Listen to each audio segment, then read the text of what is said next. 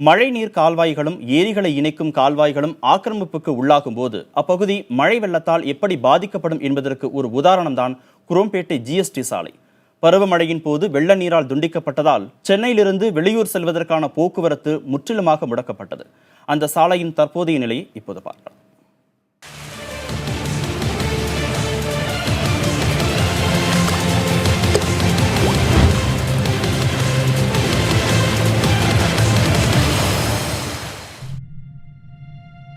குரோம்பேட்டையின் மேற்கு பகுதி மேடு என்பதால் அங்கு தேங்கும் மழை நீரானது ஜிஎஸ்டி சாலையை கடந்து கிழக்கு பகுதியில் உள்ள பல்லாவரம் பெரிய ஏரியை வந்தடைய வேண்டும்.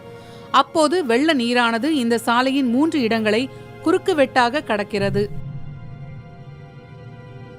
பெரிய ஏரிக்கு வரும் கால்வாய்கள் அனைத்தும் ஆக்கிரமிக்கப்பட்டிருப்பதாலும் வடிகால்கள் தூர்வாரப்படாததாலும் ஒவ்வொரு பருவமழையின் போதும் ஜிஎஸ்டி சாலையில் வெள்ள நீர் தேங்கி கடுமையான போக்குவரத்து நெரிசல் ஏற்படுகிறது. மழை வெள்ளன்னு கிடையாது, எப்போ மழை பெஞ்சாலுமே ஜிஎஸ் ரோட்டில் இதில் 1 மணி நேரம் டிராஃபிக் ஆகாமல் இருக்காது. 1 மணி நேரம் மழை பெஞ்சாலும் உடனே தண்ணி கட்டிடும், உடனே டிராஃபிக் ஆகிடும். ஒரு தடவை இந்த தண்ணி இந்த குரோம்பேட்டை ஜிஎஸ்டி ரோட நிற்கும் போது இங்கே கால்வாய் அமைப்பு சரியில்லை. ஒரு சைடில் ஸ்டாம் வாட்டர் ட்ரெயின் அது வெறும் 3 அடியிலேருந்து 5 அடி வரைக்கும் தான் இருக்குது. மழை வெள்ளம் வந்ததுக்கப்புறம் ஒரு தூர்வார வேலையோ இந்த ஸ்டாம் வாட்டர் ட்ரெயின் க்ளீன் பண்ணுறதோ இந்த பெரிய வாய்க்கால் அதுதான் இந்த தண்ணியை ராதாநகர் பகுதி வழியாக பல்லாவரம் பெரிய ஏரிக்கு கொண்டு போவோம். இந்த பெரிய வாய்க்காலையும் தூர்வாரல, அது உள்ளே இருக்கிற ஆக்கிரமிப்பு எதையும் அகற்றவே இல்லை. இது வரைக்கும் எந்த பணியும் நடக்கலை, அப்படியே இருக்கு. குரோம்பேட்டை காவல் நிலையத்துக்கு அருகே உள்ள பெரிய கால்வாய் தூர்வாரும் பணிகள் தொடங்கப்பட்டு அப்படியே கிடப்பில் போடப்பட்டுள்ளன. இந்த கால்வாயானது வணிக வளாகங்கள், குடியிருப்புகள் என முற்றிலும் ஆக்கிரமிக்கப்பட்ட நிலையில் உள்ளன.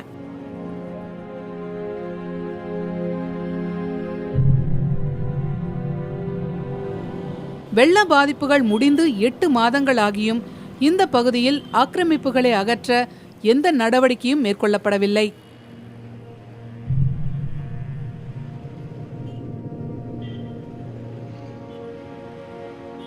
போன மழையில் எங்கள் வீட்டிலலாம் இடுப்பளவுக்கு மேலே தண்ணி. எனது கிட்டத்தட்ட 3 லட்சம் ரூபாய்க்கு மேலே பொருள் லாஸ்ட். இது வரைக்கும் எந்த விதமான ப்ராப்பர்ட்டியும் எதுவுமே பண்ணலை.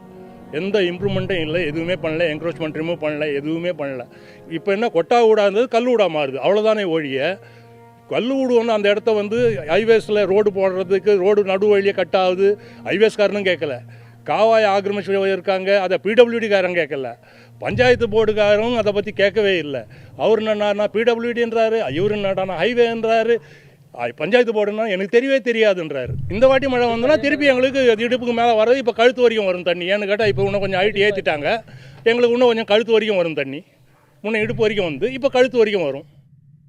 குரோம்பேட்டில் இருக்கிற தண்ணியெல்லாம் இந்த லாஸ்ட் டெட் எண்டுனால இங்கே தான் ஸ்டாப் ஆகுது. இதுலேருந்து ரிவர்ஸ் அடித்து எல்லார் வீட்டுக்கும் வருது.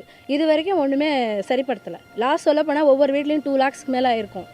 இது வரைக்கும் எங்களுக்கு எதுவும் வரலை. நாங்கள் கேட்குறது பர்மனெண்ட் ரிலீஃப். நெக்ஸ்ட் இயர் ரெயினுக்கு எங்களுக்கு எதுவும் வரக்கூடாது. But no step has taken. அதே சேம் லெவலில் தான் இருக்கோம் நாங்கள்.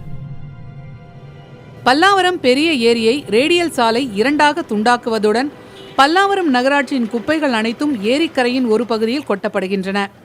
குரோம்பேட்டை ஜிஎஸ்டி சாலை வழியாக கால்வாய்கள் மூலம் பெரிய ஏரிக்கு செல்லும் வெள்ள நீரானது அங்கிருந்து புத்தேரி, கீழ்கட்டளை ஏரி, நன்மங்கலம் ஏரி, நாராயணபுரம் ஏரி என அடுத்தடுத்து கால்வாய்கள் மூலம் இணைக்கப்பட்டு பள்ளிக்கரணை சதுப்பு நிலத்தை சென்றடைகிறது.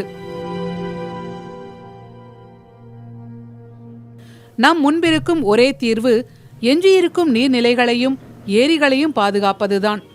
ஆனால் மீதமிருக்கும் கால்வாய்களும் ஏரிகளும் குளங்களும் எவ்வளவு நாட்களுக்கு ஆக்கிரமிப்பிலிருந்து தப்பிக்கும் என்ற கேள்விக்கு விடையே கிடையாது.